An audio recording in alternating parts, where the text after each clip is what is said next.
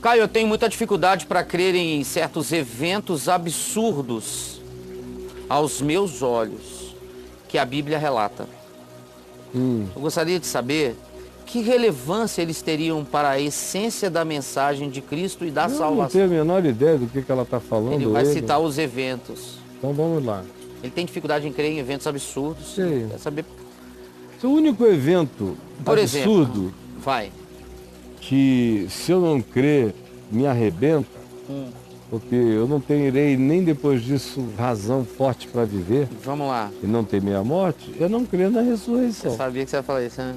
Agora o resto, cara, se o sol parou, se não parou, se o Mar Vermelho abriu, se não abriu, Tá. se o Jordão congelou lá na frente, o pessoal passou cantando com a arca, Sei. se a muralha de Jericó caiu ou não caiu, Sei. se Davi matou Golias, Sim, cara. se o exército de Senaqueribe foi morto por um anjo que matou 185 mil homens, dos seus principais generais, sitiando Jerusalém, Certo. se qualquer outra coisa, se o machado flutuou lá com Eliseu, se Elias foi aos céus levado num redemoinho, isso, sinceramente, não muda a vida de ninguém.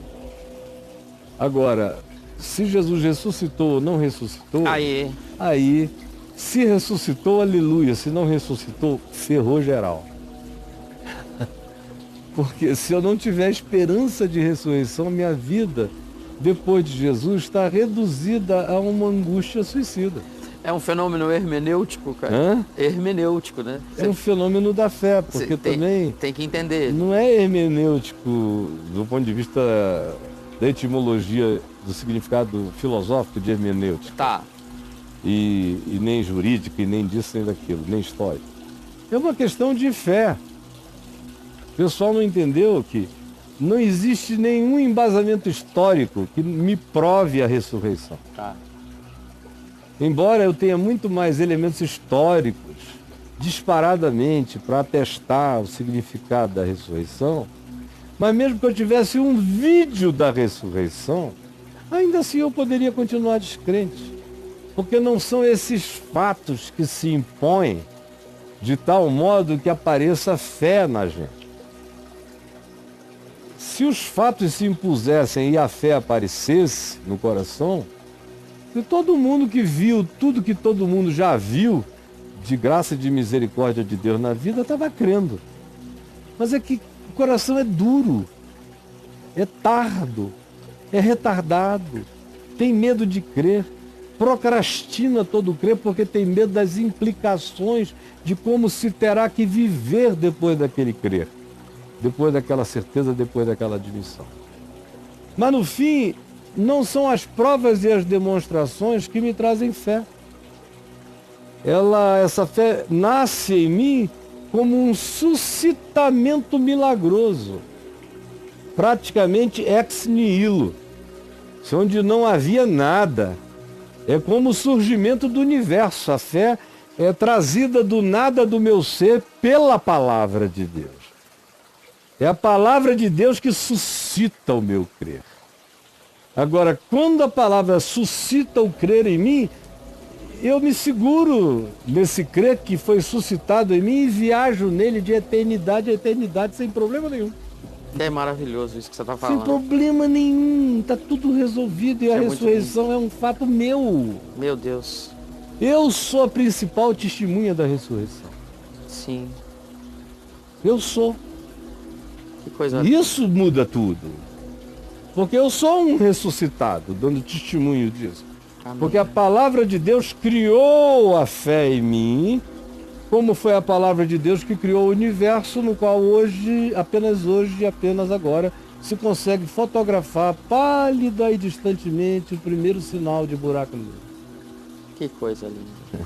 Mas foi a fé, a mesma fé, a mesma palavra que criou o universo, é a mesma palavra que cria a força e o poder da ressurreição.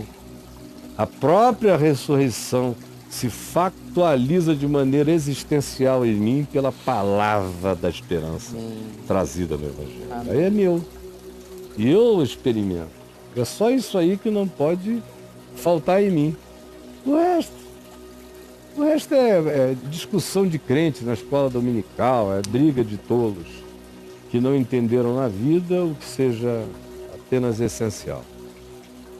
Pouco é necessário ou mesmo uma só coisa, como disse Jesus. E é essa coisa que eu estou falando aqui, que não é tirada, que quando se implanta não importa o resto. E aí? Aí ele cita O quê? os fenômenos, os absurdos, As bobaginhas? as bobaginhas, mas a ressurreição é a última dele. Então, ele não acredita que o sol parou. Aí ele fala do Mar Vermelho, Eu sabia, né? a mula falante, a mulher de Ló, e Jesus realmente foi crucificado e ressuscitou ou fugiu e teve uma vida normal? Maria de fato teve uma gravidez, fruto do Espírito Santo, ou de um estupro? Tudo é bobagem se Jesus não ressuscitou. Se Jesus ressuscitou, o resto está todo validado. Quem pode o mais, pode o menos. Coisa maravilhosa. Eu vi a minha vida aí no que você falou, é lindo. Vamos lá, Bruno? Você crê por conta do que você ouve. Você vai ficar com problema com a virgindade de Maria? Eu tenho problema com a virgindade de Maria se Jesus não ressuscitou.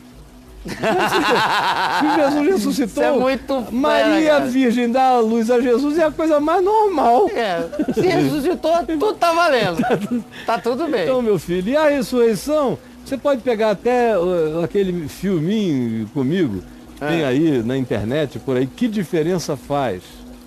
Procura aí no Google, Caio Fábio, Deixa eu ver aqui. filme Que Diferença Faz? Você Deixa eu ver. consegue? No Gugão mesmo? É no Gugão. Gugão, vamos lá. Caio Fábio. Filme Que Diferença Faz? Filme Que Diferença Faz. Então, a questão é a Gugão, seguinte, ó. é um filme. Gugão. É esse aí. Ele aqui, ó. É esse aí. Então, é de 82. Esse filme era numa época em que a grande discussão era sobre a historicidade ou não de Jesus. Esse cara aqui. Nas universidades do Brasil, se discutia isso direto. Aí me fizeram uma proposta de fazer esse filme lá em Londrina. Um filme feito dentro da Universidade de Londrina.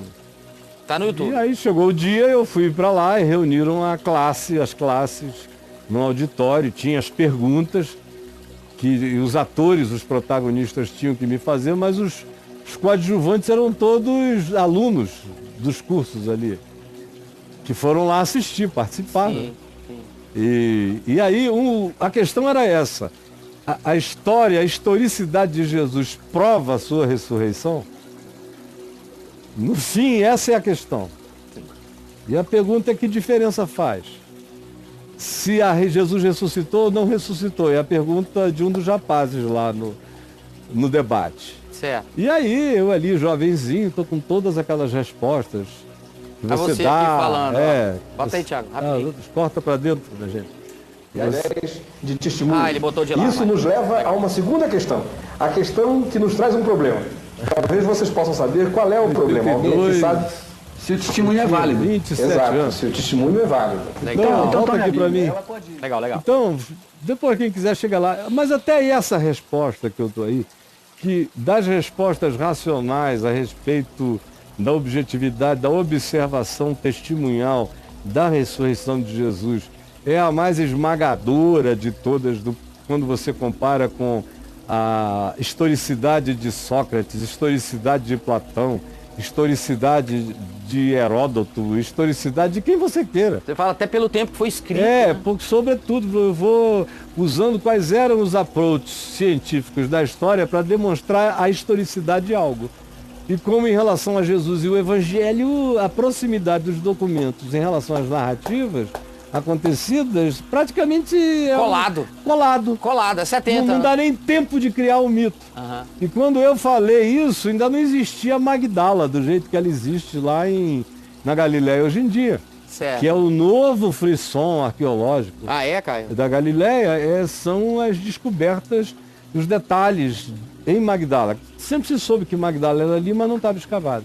Hoje está, cada vez mais. E aí encontra-se lá uma sinagoga onde judeus e cristãos adoravam a Jesus juntos 8 anos depois da morte de Jesus. Aí liquida o fato, né, cara? Não dá nem tempo de se construir entre antagonistas, um senso comum a respeito de Jesus como objeto de adoração num momento histórico 8 anos depois da ocorrência. Então, mas isso também não fomenta, não cria fé no coração de ninguém. Chega uma hora que ou é a palavra dele que suscita isso em ti, você viaja segurando no cetro da palavra, e aí você viaja o universo inteiro. Amém. Você para, sobe, desce, você está ali firme como alguém que tem Senhor é Senhor do espaço-tempo, segurando na fé. Em cima e embaixo já não apavoram, nem o profundo nem o distante significam nada. Você está segurando no cetro da vida, Amém. no poder que vence a morte, no fator ressurreição. Isso aí, meu filho, é milagre, é um absurdo. Deus é um absurdo, o universo é um absurdo. O cara que fica ainda elegendo absurdinhos na Bíblia não percebeu que vive no absurdo e não se suicida. Porque se o meu problema fosse o absurdo, eu me mataria, já tinha me matado aos 18 anos. Né? Foi quando eu cheguei à conclusão que a vida era um absurdo, a existência. Claro. Falei, quero morrer. Não faz sentido, eu vou ficar aqui sofrendo para quê? Fingindo o quê? Brincando de quê? Não sou idiota para ficar sofrendo essa pasmaceira. Se Deus não é, se nada é, se isso aqui é só acaso e nada tem sentido, é só um conglomerado estranhamente sublime, mas que não faz sentido com nada e nem dá razão de ser para coisa alguma, eu, com essas angústias todas que me oprimem, quero morrer. Foi o meu raciocínio com 18 anos de idade. E eu ia morrer, se o Evangelho não tivesse me apanhado. Eu não saberia brincar de absurdo, nem ficar mudando de ideia para lá e para cá. Agora eu creio em Deus, agora eu não creio mais, agora não lá. Como tem uns carinhos aí que fazem. Tem. Não, eu não teria isso. Quando você nasce com um espigão roxo no espírito, você, meu amigo, parte para as cabeças.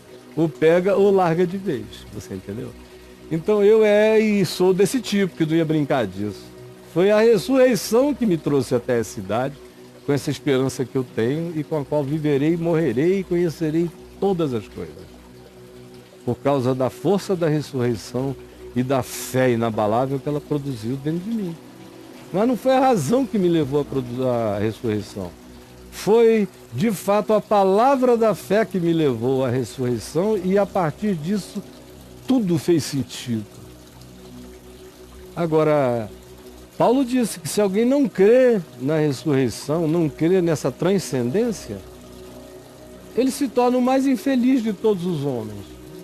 Uma vez recebendo essa informação e vivendo perturbado por essa descrença, ou quem sabe não. Mas habita e existe na não solução. Mas eu dizia, você vive no absurdo e não se suicida. Por que você não se suicida? Você tem todas as razões para se suicidar, você vive num universo absurdo. Aqui. Isso eu constatei com 7 anos de idade, eu levei um susto. Brincando de cheirar formigas no pátio da minha casa, eu adorava sentir cheiros de tudo, e gosto de discernir nos cheiros. E formiga eu sabia todos os cheiros, das pretinhas, das de fogo, das saúvas, da saúva preta, da saúva vermelha, de todos os tipos. Cheirava, do tipo de terra, de barro, cheiro de plantas. Eu li brincando, vendo. Meu game era esse. Ver as formiguinhas passando, eu sentindo os cheiros. De repente eu virei para cima e dei com aquela abóbada azul e me senti chupado para dentro daquilo. Aquela angústia do espaço-tempo. E eu disse, eu existo aqui. E o que é isso aqui onde eu existo? O que é isso aqui? Eu quero saber o que é isso aqui. Minha mente, ainda que infantil, foi fazendo as viagens para o meu universo possível. Para o universo narrado pelo meu pai, que já me falava do sistema planetário, de galáxias, onde a gente era nada perto delas e como o universo estava cheio delas. Ia. E eu perguntava e nunca ninguém sabia me dizer onde era a parede, a finitude desse lugar. Era uma coisa que ia, mas ao mesmo tempo não se sabia de onde ele vinha nem para onde ele ia aos meus 7 anos de idade.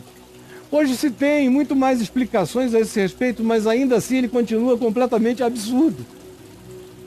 O universo no qual a gente vive, onde a gente descobre coisas que nele existem, em si nos é absurdo. Mas a gente não suicida-se, a gente admite a existência do absurdo todo dia. Eu levanto aqui e digo, o tempo acabou. O tempo acabou.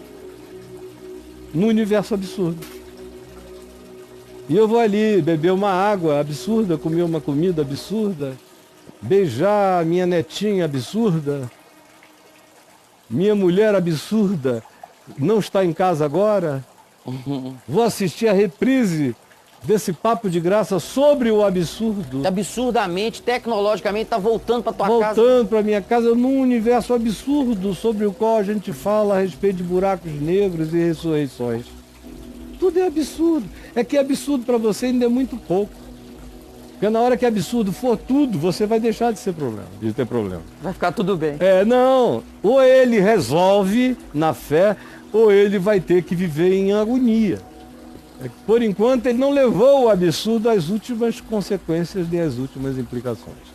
Como a maioria desses filósofos todos que vocês veem aí, filosofando, nenhum deles fez a viagem, não, porque não tem coragem de botar a cara no nada do absurdo, no nihilo absoluto e viver com as consequências existenciais. De não poder chamar mais ninguém de meu amor, só de minha reação química. Não poder mais chamar ninguém de gostosa, tem que chamar de complexos simultâneo de prazeres convergentes. E mais que é ruim. É ruim? Não, de não poder mais chamar nada de pôr de sol nem de nascer do sol. Você tem que descrever o fenômeno.